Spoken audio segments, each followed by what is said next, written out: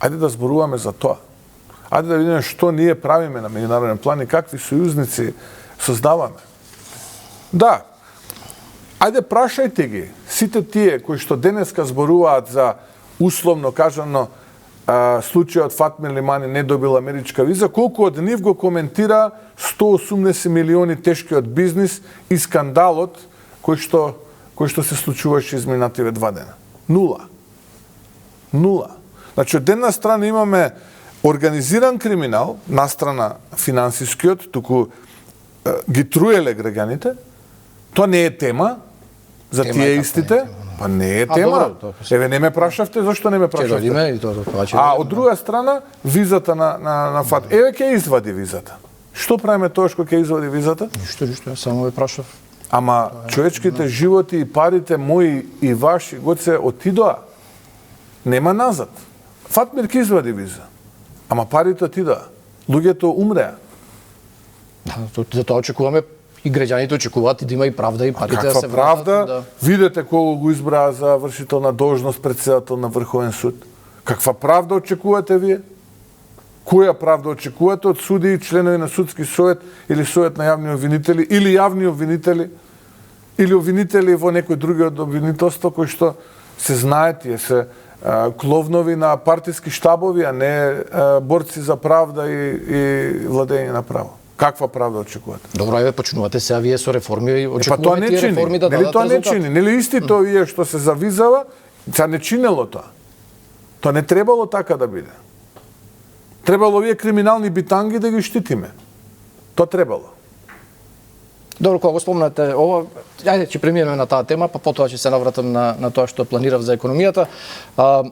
Вие ги изгласавте интерпелациите на членовите на 5 члена на судскиот совет. Веројатно никој во држава нема дилема дека тие беа со партиска припадност, наклонетост кон СДСМ и ДУИ и дека треба да бидат разрешени, но еве тие не си даваат оставки. Имате ли план што ќе правите сега ако останат на нивниот став да не си дадат оставки? Ке им се случи народ. Народ ке им се случи. Ке излезе народ на улица и ке протестира. Народот е гладен и жеден за правда. Механизам нема институционален. Видете, такви се законите. Ние не можеме сега друг тип на закони да цртаме или да пишуваме. Тоа е. За жал така е. И затоа сме тука каде што сме. Затоа тие истите имаат таква доверба. Замислете, вие имате кај граѓаните доверба помала од 2%, 3%, 5%, 8%, небитно, ве разрешуваат и вие не си заминувате. Водите и наед. Ке ми се случи народ. Нема играње со тие работи. Прв ќе бидам, кој што ќе застане да го води народот. Прв ќе биде. Еве, јас ви ветувам дека тоа ќе се случи. И после тоа да нема вака било, така било. Не може преку законски измени тоа да се направи некако? Нели требаше да се донесе нов закон за судскиот совет? Знам дека сте вие од правниот факултет, знаете дека тоа ретроактивно не важи. Да донесеме, не важи. И сега и да донесеме најбрилијантен кривичен законник, тоа што овие го направија со европско знаме, завршена работа. Тоа не важи веќе.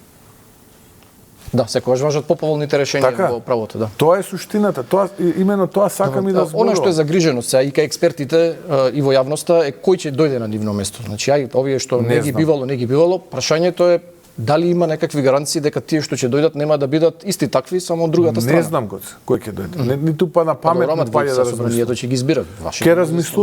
Ќе размислуваме, ќе се консултираме, ќе разговараме. Може ли да ветите дека тоа нема да бидат ама апсолутно партиски кадри на ВМРО ДПМН и на вреди, бидејќи опозицијата кога ве критикуваше за овај потек за судскиот совет го наведуваат примерот со советот на јавни обвинители. Таму беше избран еден човек од Струга кој важи за близок на Изет Меджити. Ама видете, сега ние може да се измислуваме колку сакаме важел за близок на Гоце, на Христијан или Изет Меджити. Овде имаме луѓе кои што имаме докази кои се како се. Не е ова сега дека јас нешто сакам да измислувам или се кафански муабети.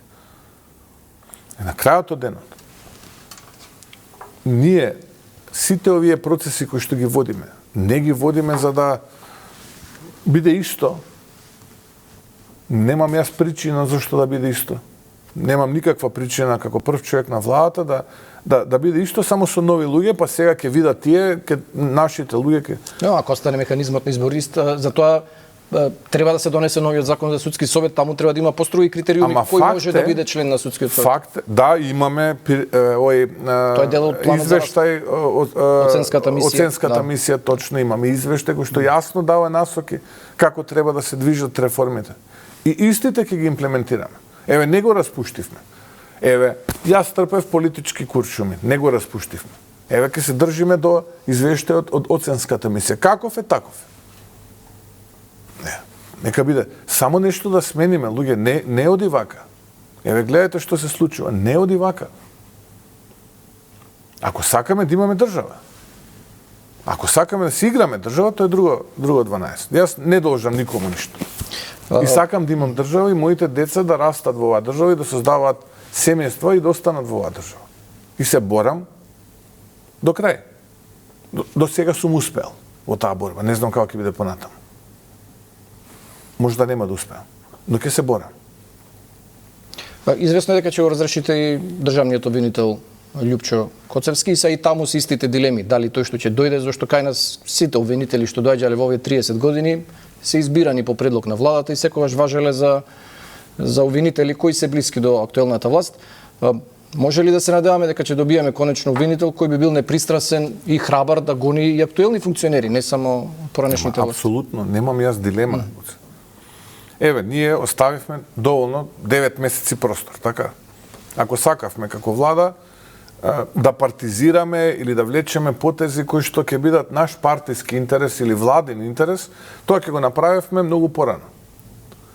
Граѓаните каде да ме сретнеа на улица, ме обвинуваа. И ми велеа ништо не правите, нели борба против криминалците, ништо не апсите, вака така и сите сте исти и слично. Трпевме. Трпевме удари. Молчевме, оставивме шанса, оставивме можности. Ништо не се случи. Освен изговори, ништо не се случи. И логично е да го превземеме тој чекор. Да најдеме некој кој што ќе биде вистински борец за правдата и вистински борец за владење на правото. Немате конкретен предмет сега? Ама не. Ја, како да ви кажам, како прв човек на владата, не ги инициирам овие работи затоа што априори имам решение. Немам такво нешто. Нити на памет ми паѓа. Добро, мала држава сме ние, се знае прилика. Точно, тоа е базенот, ќе седнеме, не знам кои се шпекулациите. Законот вели дека треба да биде од обвинителство или судија кој што бил 10 години во кривичен суд. Тоа е. Од тој базен ќе најдеме луѓе кои што се подготвени да бидат борци за правда. Тука дали тоа ќе го реши проблемот, бидејќи еве вие вчера во изјавата кажавте дека сте шокирани од тоа што се случи во последниот случај што го споменавте со мазутот. Таму Исламабази е шеф на тоа обвинителство. Дали тоа што ќе се смени државниот обвинител ќе ги реши проблемите во јавното обвинителство или таму е потребна некаква посуштинска реформа? Затоа велиме сега, ако го следиме на извештајот на оценската мисија, треба да се држиме до тој. И сите имаме општествен консензус. Така, Европската унија најдобро знае. Тоа е за судски совет. Има и за обвинителството, не само за судски совет. Има таму насоки за обвинителството. За правосудниот систем, ајде овака генерално да зборим. Ајде да одиме по тие насоки кои што ги добиваме од Европската унија. По тие насоки да одиме. Јас сум подготвен да одам по тие насоки. Како тие ќе кажат така? Како тие ќе кажат, јас сум подготвен за тоа. Само да биде подобро. Да не речат, еве ВМРО ДПМН не партизира. Како тие ќе кажат така? Ако мислат дека тоа е патот. Само вака не оди повеќе, вака не ја бива работата. Имаме партиски обвинители, партиски суди, корумпирани. Тоа се малкумина, морам да признам, Гоце. Огромното мнозинство се луѓе кои што се вршат работата, 90%. Само проблемот е што има механизми за влијание преку тие неколкумина, успева да влијаат на целиот систем. Тоа е проблемот, да се пресечат тие... И го контаминираат целиот систем, и ги разочаруваат граѓаните. Тоа е суштина. Немам јас апсолутно никаков проблем. Еве, тие нека кажат. Дали сте подготвени опозицијата да предложи обвинител? Па деве, сега имаме од опозицијата, што да предложи? Сега имаме од опозицијата, што се? Тие се од опозицијата. Еве ги тие од опозицијата ги гледате како функционираат. Не, за да се најде некаков механизам, за да нема Ама сомнежи сега- дека тоа би бил обвинител да не близок до менуваме. власт. Еве да ги оставиме истите овие, пошто тие се од опозицијата. И во судски совет, и во обвинителство. Еве, ќе ги оставиме, што викате вие, Ислама Бази, Гаврил Бубески, Ој Коцевски, судскиот совет, овие сите што се, еве да ги оставиме. Тие се од опозицијата. Зошто тоаш да се мачиме да ги менуваме, да предлагаат нови луѓе од опозицијата, си ги оставиме истите. И да си седиме. И да си седиме и да чекаме. Добро.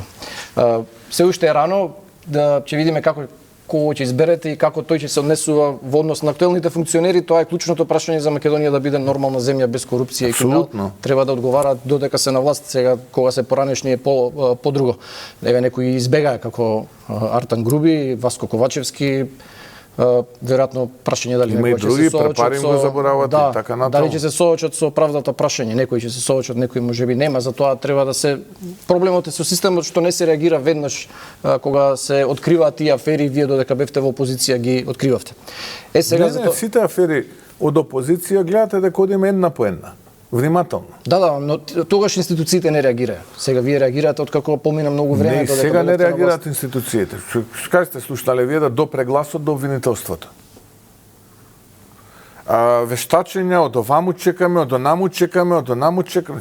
Луѓе, дајте, немојте со овие работи. Добро, но еве покренуваат истраги за овие случаи, за тие афери што ги отваравте тогаш, поврзани со РЕК, со лотарија, со сега има некакви постапки. Да. Истраги прават други органи. Да, им ги даваат кривичните пријави готови, да, нормално. не може да ги отфрлат.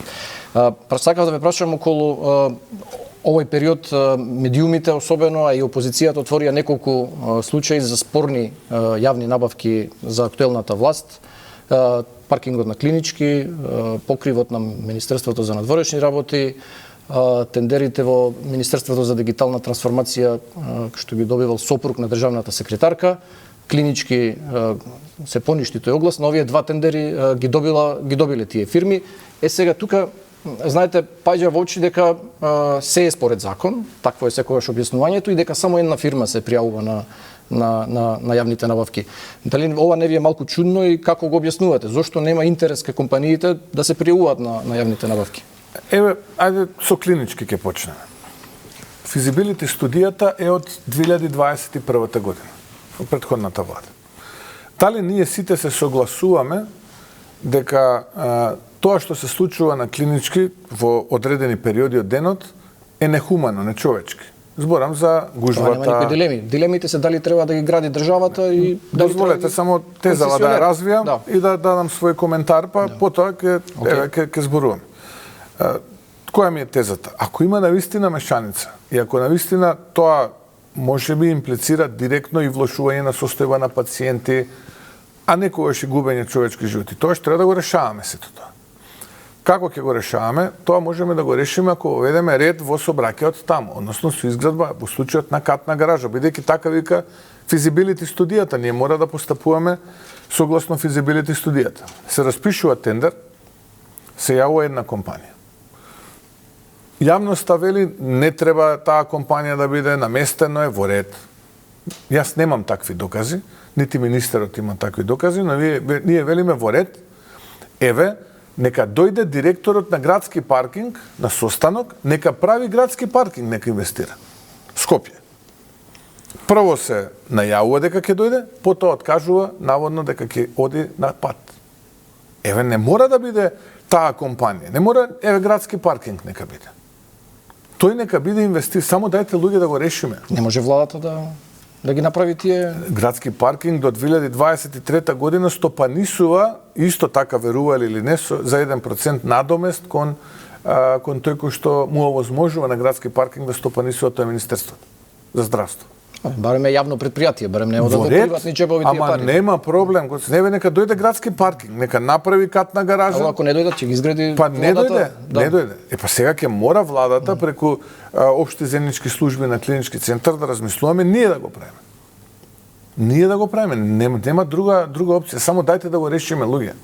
Затоа што верувајте, во одредени периоди од денот, сето тоа што таму се случува не е човечко, не е хумано. губиме сме животи. направиле ние стотици прилози за таа ситуација таму. Точно. И треба да се реши. Сега за Министерството за надворешни работи. Излегува дека јас некако сум адвокат на сите и сите некако ги бранам, а јас конкретно сум тој кој што одговара на сите прашања. Знам дека министерот ќе излезе и ќе даде одговори, ќе даде.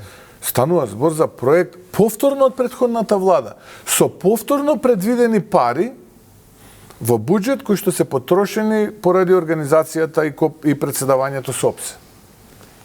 Тече кров, сега неприродно е да ви покажувам состојба каква не е. Тоа на стрешница цел кров се менува.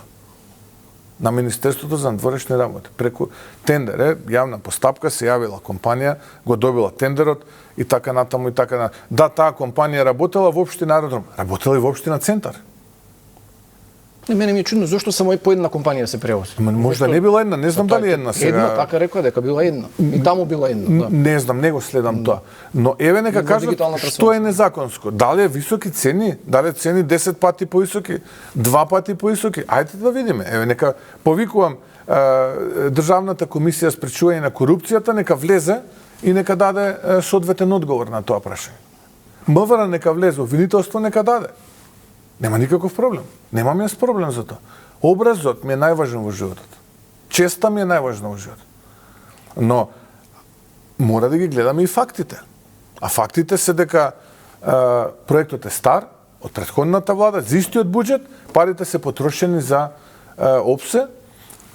Тече, сега да не покажувам слики, би било непријатно и ви да видите. Цел кров се менува на цела зграда. Ако може некој поевтино да го изведе, нека го изведе. Еве, слободно. Премиерот, знаете, кај нас фирмите се скептични, дали е тоа од минатото, дали треба да се променат навиките. Не, ја разбирам го се. Значи луѓето секогаш мислат дека тие тендери се напред договорање, не се пријавуваат, треба да ги охрабрите на некаков начин. Ама сето тоа јас го разбирам и јас давам одговори на се, јас не бегам, затоа што совеста и душата ми е чиста. И знам што зборувам. Ја не бегам, не се кријам од одговори на тие теми, на тие прашања. Затоа што знам дека се правам за оваа наша заедничка Македонија да биде подобро место за живење. Нека дојде некој, нека ми каже ја му должам нешто или сум направил нешто погрешно. Подготвен сум одма да се соочам со последици. Во овој случај антикорупцијска отвори предмет само за Министерството за дигитална и да почекаме што ќе кажат. Еве да почекаме, нема да коментирам ништо, нека да почекаме тие што ќе кажат. Еве да почекаме. Нема случај поврзан со мене. Не постои такво нешто. Јас за све одговарам. И ќе одговарам, затоа што знам дека совеста ми е чиста и знам дека на нив им е совеста чиста. Имаме една заедничка цел. Тоа е Македонија да биде подобро место за живење. Ако некој мисли дека толкава површина на кров тече, секој дожд, реки вода се слеваат по зградата, па ќе го обвиниме министерот ако не го направи тоа затоа што се уништува државен имот. Затоа што не превземал да го заштити државниот имот. Тоа се мои и ваши пари. Дали можело поевтино, не знам. Дали таа компанија била една или пет или не знам, но таа компанија се распрашав и покрај тоа што добивала таму, добивала и во Центар тендери, каде што е СДСМ градоначалник. И таму ли местеле? Па значи тие се all round, со сите успева да ги местат. Не, според статистиките на Центарот за граѓански иницијативи, мислам дека беше на третина од тендерите се пријавува само една компанија. Тоа е загрижувачки генерално, да не имплицираме дека е нешто, дека има нешто сомнително, но нема конкуренција. Ама и така е. Да, ние правиме анализа. Имаат изгубено довербата во институциите. Ама ние правиме на крупните тендери. По 20-25% се намалени цените успоредба што било пред 3-4-5 години. Тие се фактите. Точно, во право е Центарот. Дури и сега, кога има една компанија, дава по 25-30-40% поевтини цени од тогаш. И да, треба да се позанимаваат органите, што се случувало. Јас сум за тоа. Ама сега, по секоја цена, да нешто нихилистички се критикува, и тоа не можам да го разберам. Но нема проблем. Јас ќе одговарам на прашањата. Немам проблем. Секогаш. И покрај тоа што ниту едно не е поврзано со мене и мојата работа. Немам јас проблем, Гоце. Не, вие сте премиер и од вас се очекува да ги санкционирате доколку се утврди тоа. Не било баш така состојбата со сите премиери, но јас сум еве таков кој што е подготвен за се да одговара. Немам може проблем. вие да знаете за сите тендери во држава што се организира тоа. Па еве 9 месеци најголемиот греф е кровот кој што го представија на Стрешница, катната гаража на Клинички која што се поништи, еве молиме некој нека направи, и визата на Лимани. Тоа е вака најголемиот греф на ова влада и бифтеците. Сега околу бифтеците. Ајде за бифтеците да збориме. Прво, владата не набавува. Созар. Набавува службата за општи заеднички работи и заработува со тоа, Гоце. Еве сега, следната недела, ќе имаме самит на лидерите на Западен Балкан. Ке дојде и еврокомесарката за проширување Марта Кос.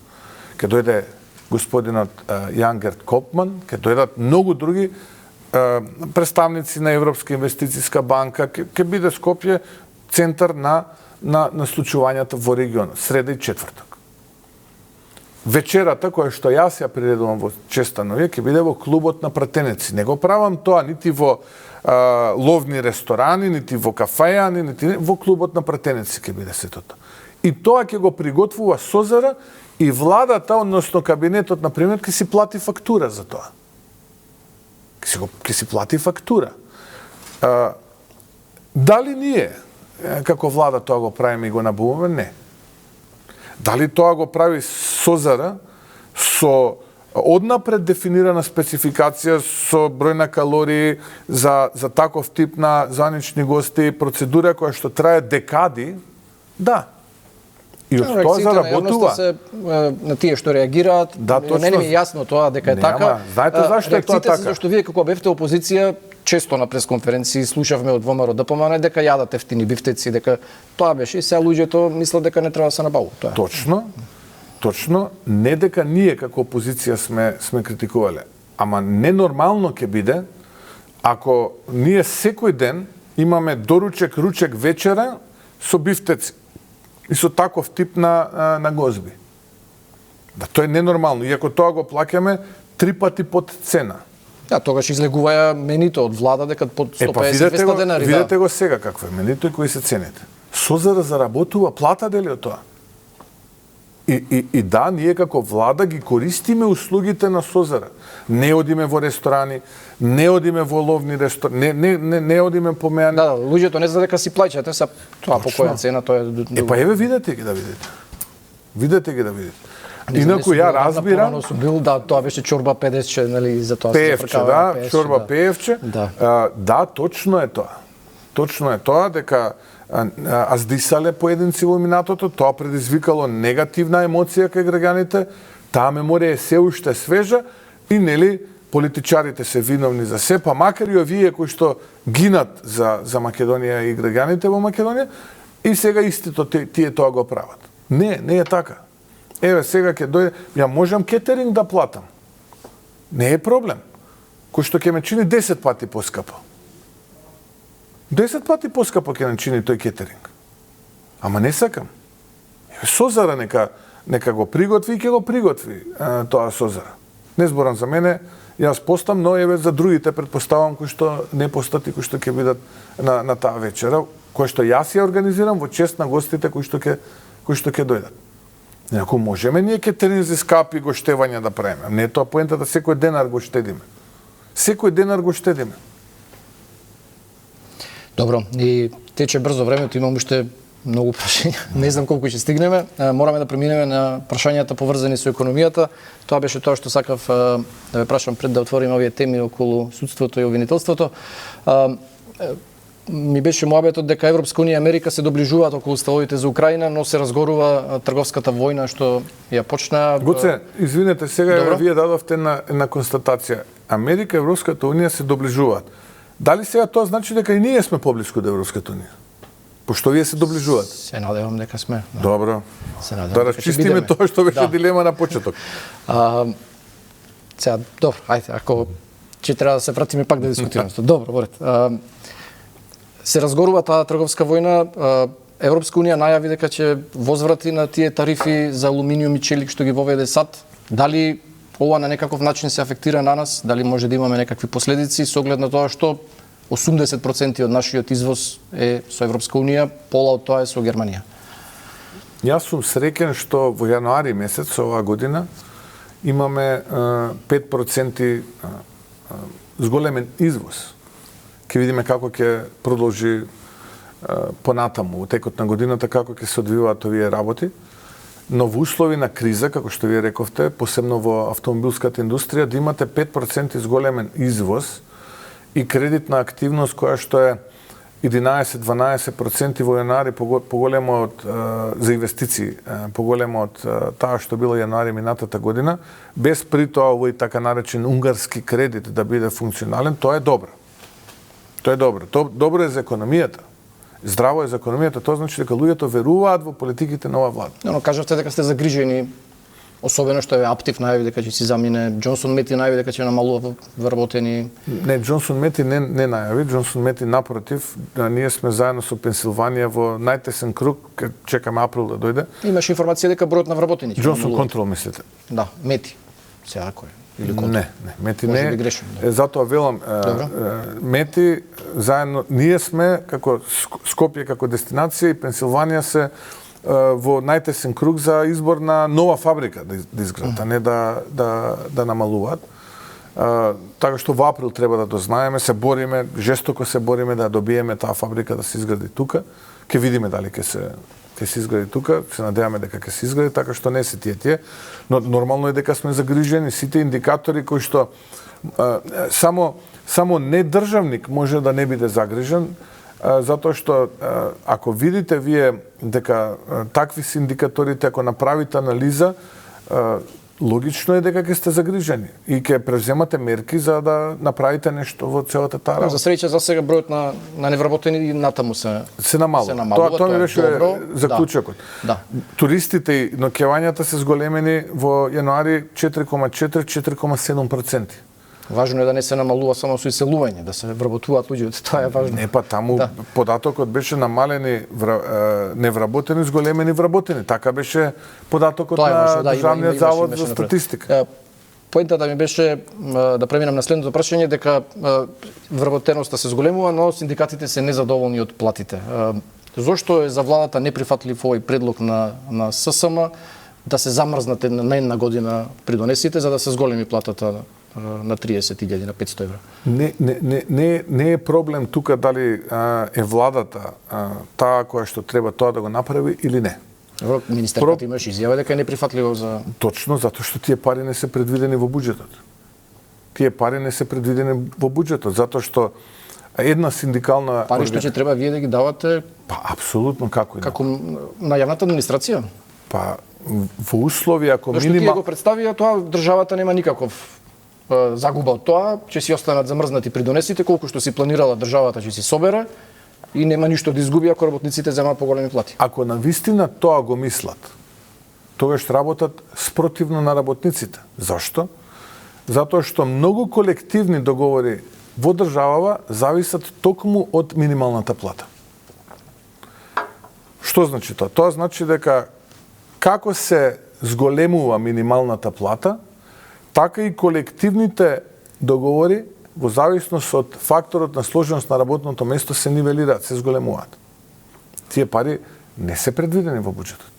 Ако тие мислат дека ние, како што тоа го правеше претходната влада со која што имаа многу блиски односи, посебно тој председател на тој синдикат кој што излегува во јавност во последно време. Да помани имаше добри односи со синдикатот? Предлагавте вие ќе дојдеме и до тоа. И до тоа. И неговите средби со нашите пратеници, со нашата пратеничка група и до тоа ќе дојдеме. Но ако се мисли дека ние ќе кажеме минималната плата ќе биде 30.000 денари и како влада нема да ја почитуваме, зашто само Министерството за одбрана 30 милиони евра плати тужби од страна на вработените, тоаш ние така не функционираме. Министерството за одбрана, како владо е министер, плати 30 милиони евра за тужби. Токму поради Државата не го таквото почитува законот што сама да дивјачко го донела. однесување на претходната влада. Тие знаете што правеле? Тие ги ползувале придобивките, бидејќи имале поголеми приходи на придонеси, тогаш не барале субвенции овие истите од државата, туку натовариле на грбот на работодавачите. Имале поголеми придонеси, а државата не го почитувала тоа. И денеска се случува да имаме плати помали од минималната плата. Односно сега веќе нема, пошто се нивелирани. Тоа е непочитување на законот и оправдани се тужби. Па затоа ви велам, ако тие така ви велат, дека државата ништо не губи, се лажат, затоа што многу индивидуални колективни, па и гранкови колективни, па и законот, ако сакате, се поврзани со минималната плата. Добро, значи И сега нивелирањето на останатите плати зависат од ќе се биде минималната како што е плата. според законот. Ако нема договор поинаков помеѓу работодавачите и работениците, тогаш ќе биде согласно законот околу 24.400-500 денари ќе биде. Вие сметате дека добра минималната ова плата. формула што е во законот сега? Не, јас не сметам, тоа е закон, јас кој сум јас да кажувам дали е добро или не. Па добро, сако не ви се Порано- бендисува, може да осмените, не? Порано синдикатите, па видете, тоа е резултат на разговор со синдикатите, со социјалните партнери. Точно, ние имаме мнозинство, ако сакаме, можеме да влеземе и во такви процеси. Са ние почитуваме закон. Ако тој закон беше револуционерен и најдобар, и брилијантен, и така натаму, за како сега најнош не е. Како сега тоа најнош не е. Ево, тие лани бараја 450 евра плата минимална. Не, Гоце, видете, изборите. На почетокот на оваа влада ние бевме жестоко нападнати од тој човек и од синдикатот кој што тој го представува. Мислам дека јавноста многу скоро ќе види кои се вистинските лица на тие луѓе кои што се дел од раководството на тој синдикат и колкави тие примања имаат. И какви права застапуваат. Но тоа е друга тема. Но тогаш беше темата на 400 евра минимална плата. Потоа опозицијата излезе во парламент со 450, па тоа стана и нивна тема, 450 евра, па потоа опозицијата излезе со 500 евра, па потоа тоа стана и нивна тема, 500 евра и така натаму и така натаму. А ние во опозиција кога бевме, точно е тоа дека нашите пратеници имаа состаноци, разговараа и комуницираа со сите синдикати. И точно е дека тогаш имавме намера и застанавме позади правата на работниците затоа што гледавме како се трошат парите. Како се крадат парите од истите тие. Но предложивте нивното решение за линеарно зголемување на платите, не знам колку И тоа се прифати, прво се одбие од страна на владата, па потоа се прифати. Но како и да е, гледајќи како исчезнуваат средствата и како се плечкосува, барем да наместо во приватни џебови кај тогашни поединци од власта бар да останеа кај работниците. Тоа беше целта. А кој е мојот најголем скандал? Тоа што на стрешница, како што некоја кажува, или овако. Никнува фабрики за марихуана, гореа болници модуларни, да не зборувам уште каквите свене скандали коруптивни се случува, стабри, вакцини и слично, никому ништо. Никому ништо. Затоа изборите беа такви резултатите какви што беа. Сега што институциите не си ја вршат работата да има одговорност и да одговараат тие да се во да ги затвор. оставиме опозицијата да предложи. Тогаш Заев предлагаше, но се испишмани. Тој предлагаше после 2 години. Оставете тоа, се само. Добро, што е со пензиите? Дали пензионерите ќе си ги добијат тие 2.500 платени? Да. Сега со следната пензија? Да, сега. Од практично мартовската исплатена на крајот од март, почетокот на април. Добро, нема тука промени, да се очекуваат плюс 2.500 линеарно сите. И со тоа, од 5.000 денари линеарното зголемување ние го направивме, и со тоа Джини индексот е доведен во некоја си нормала. Затоа што разликата помеѓу многу екстремно сиромашното население и екстремно богатото беше огромна. А со 12.000 прашање кој најниската пензија колку тоа влијаеше на Джини индекс. Тоа влијаеше. Сакам да прашам околу состојбата со струјата. Околу само што ова, околу буџетот, финансиите, синдикатите. Светска банка и ММФ, Меѓународниот монетарен фонд, бара од оваа влада, жестоко бара, да се зголеми границата за пензионирање. Жестоко се боревме тоа да не се случи. Освен тие кои што сакат. Таков е законот. До таму до 67 години. Застанавме на правата, позади правата на граѓаните, на работниците. Бараа зголемување на ДДВ. Нели? Се сеќавате, па мене ме прашуваат зашто не го зголемите ДДВ-то? Ајде сега зголемете го ДДВ. Се боревме не. Бараа променлив данок. Ние викавме не, нема променлив данок, данокот ќе се биде рамен. Се боревме и ќе се бориме. Зарем таа борба не е доволна. 250 милиони евра донесовме со 1,95% каматан. Страничниот ефект е да сите производи на комерцијалните банки сега поевтинат. На сите производи. До вчера тие кои што се нудеа по 4-5% каматна стапка месечно, сега се процент до 2 поевтини. Тоа е страничниот ефект. Се бориме за 5.000 работни места, пола милиарда има заинтересирани за тие кредити, 10.000 нови работни места. Споменавте тоа дека ќе барате нови пари за да се излезе во пресред. Како нема да барам, па ќе барам нормално, дека сегде не светов ќе одам и ќе барам. Со Унгарија пак или не? Сегде ќе одам, кој ќе ни даде тој. Затоа што без добра економија, без силна економија, нема пари во буџет, без пари во буџет ништо нема да правиме. Ни плати има, ни капитални инвестиции. Григор Бишев го слушав од тој фискалниот совет, се жали дека треба да се намалат трошоците, дека јавниот долг расте се. Не знам тоа дали не е нешто што треба да не загрижува. За прв пат е намален јавниот долг, под 60% е 59,2 мислам беше во оваа година, на јануари оваа година. Да, не се официјално. Вративме таа информација не. Се сеќавате 500 милиона кога земавме евроврзница, кога најавивме со премиерот на Унгарија од Вашингтон, Мицко лаже, требаше милиарда, само 500 донесе. Па после донесовме уште 500 за да вратиме евроврзница која што беше емитувана 2080 година. Истите тие не ги слушнав да речат извини бе Мицко, така требаше да биде.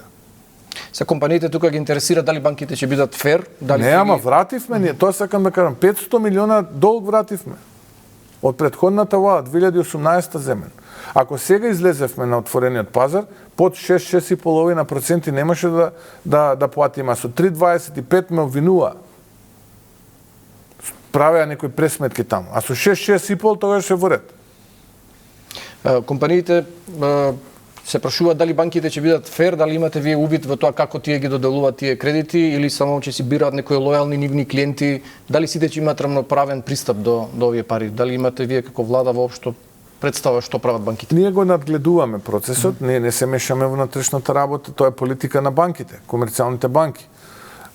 Имаат критериуми, се знае по кои критериуми ги делат, имаат договор со Македонската банка за обнова и развој. Така што не верувам дека тие би си дозволиле таков тип на шпекулативно однесување, бидејќи станува збор сепак за имиџот на тие банки. И тие имаат интерес да ги дадат. Прашање дали ќе можат на сите да одговорат. Сака да ја прашам околу цената на струјата, таа поскапе минорни 0,92%, теоретски е тоа така, но веројатно следите дека граѓаните се жалат на енормни сметки кои ги добиваат овие месеци и протестираа пред Евана. Што, како објаснувате, што мислите, на што се должи, дали сте разговарале со Евана околу ова? Два факти има тука. Едниот факт е дека за 40% се помалку жалбите пред регулаторната комисија споредба со лани тоа време. И второто е дека бидејќи Евана не чита на време, зголемени се сметките кои што ќе се нивелираат.